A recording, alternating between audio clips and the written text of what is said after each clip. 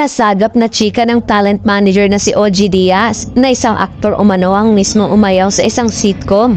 Kaya tinanggal na ito at hindi na matutuloy sa Kapuso Network. Biglaan daw ang pamamaalam nito. Ayaw na ring mag-taping dahil hindi na raw nagustuhan ng aktor yung script na dumating sa kanya. Dahil parang true to life na yung script sa kanya. Lahat ni OGT sa Showbiz Update. Sa ngayon ay wala pang bagong proyektong nakalatag dito. Kung hindi sana umalis sa bakuran ng ABS-CBN ay tiyak na sunod-sunod pa rin ang mga proyekto nito both sa TV at pelikula.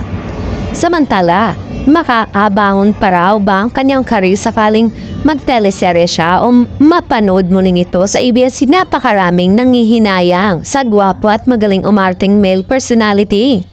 Napakaganda ng kanyang pagsisimula pero biglang inalat ang kanyang career dahil na rin sa kanyang kapabayaan.